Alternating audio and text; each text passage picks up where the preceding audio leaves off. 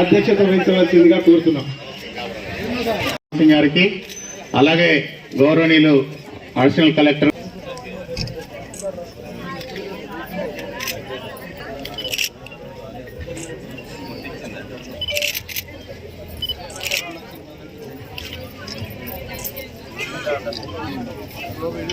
ఈ గారికి, ఏడీ గారికి, అలాగే ఈరోజు సిఐ గారికి, ఈ కార్యక్రమంలో పాల్పంచుకుంటున్న 29వ డివిజన్ సోదరిమణులకు, మా బాబీ మనాలి గారికి, ఈ కార్యక్రమంలో పాల్పంచుకుంటా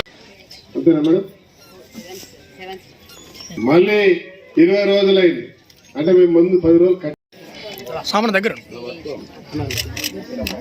అన్నా సరే చూడండి సార్ అన్నా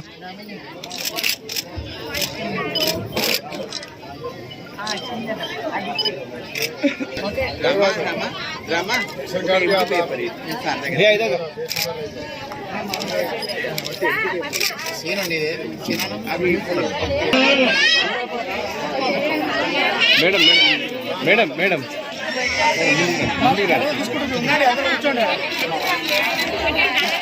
భవానీ గారు,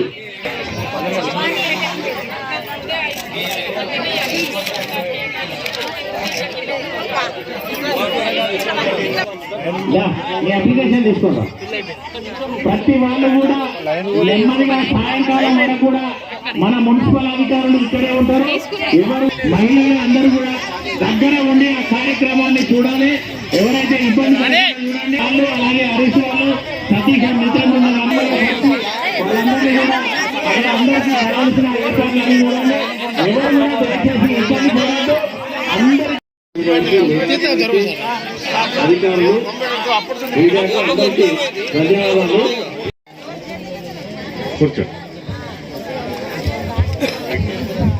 రామగుండం నగరపాలక సంస్థ 29వ డివిజన్లో ప్రజాపాలన వార్డు సభకు ముఖ్య అతిథిగా విచ్చేసిన గౌరవ మేయర్ శ్రీ బంగి అనిల్ కుమార్ గారికి, ఏం కార్డు అది రేషన్ కార్డు లేవని చెప్తా ఉంటారు మ్యామ్.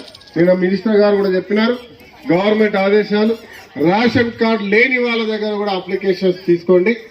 వారందరికీ కూడా ముఖ్యమంత్రి గౌరవనీయులు మా అన్నగారు రేవంత్ రెడ్డి గారు మొదటగా ప్రమాణం చేసిన వెంటనే 6 గ్యారెంటీలు ఖచ్చితంగా చేస్తామని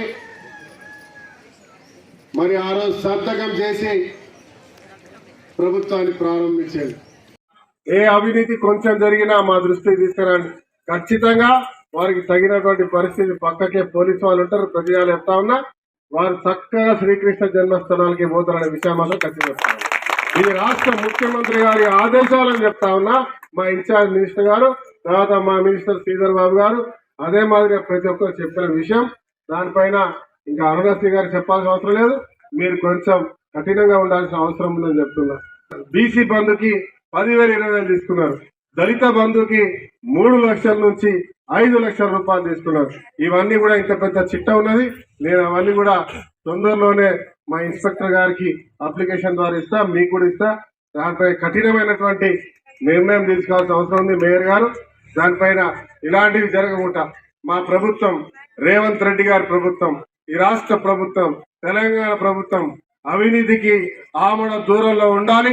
అవినీతి చేసిన వాళ్ళ భరతం పట్టాలని ఒక ఆలోచనతో ఉంది కాబట్టి అధికారులందరూ కూడా సహకరించాల్సి కోరుతూ మరి పెడతారు. ఇక్కడ ఇళ్లలో పోయి ఇలాంటి పాప అమాయకులను ప్రజల దగ్గర పోయి మీ అప్లికేషన్ లో తప్పు పడ్డది, ఇది పడ్డది, నేను ఇప్పిస్తా 5,000, 10,000 ఇవ్వమంటారు. మీ అందరికి చెప్తున్నా అమ్మా, ఎవరు పైసలు అడిగితే సరే అని ఫోన్ లో రికార్డ్ చేయరు. ఆ ఫోన్ తీసుకొచ్చి ఎవరు అడిగినా వారికి మహంకాళి స్వామి ఉంచారు, లేకుంటే ఇక్కడ కమిషనర్ గారు ఉంచారు, లేక డైరెక్ట్ నాకే పంపారు. నేను వాళ్ళ ఇంటికి మా ప్రమోద్ రావు గారిని పంపిస్తాను. వాళ్ళు వచ్చి వారికి మొత్తం అప్లికేషన్ ఇప్పిస్తారు, వారికి మొత్తం పైసలు కూడా ఇప్పిస్తారు. ఇవాళ గృహ మహాలక్ష్మి కార్యక్రమం, అదే మాదిరిగా ఇందిరమ్మ కార్యక్రమం, అదే మాదిరిగా పెన్షన్స్ కార్యక్రమం, ఇవన్నిటి మీద కూడా మీ దగ్గరకు వచ్చి మీ ద్వారా అప్లికేషన్స్ తీసుకొని మేడం గారు చెప్పినట్టుగా ఒక ఇంట్లో తొందరపడకుండా, భయపడకుండా, గాబర పడకుండా అందరూ కూడా సమయం ఉంటుంది. ఈ రోజు కాకపోతే ఇంకా 6 తారీఖు వరకు కూడా అప్లికేషన్స్ ఉంటాయి. కాబట్టి మీరు ఆ అప్లికేషన్స్ ఫిలప్ చేసి ఒక ఇంట్లో నలుగురు ఉంటే నలుగురికైనా సరే ఒక అప్లికేషన్స్ తీసుకోండి.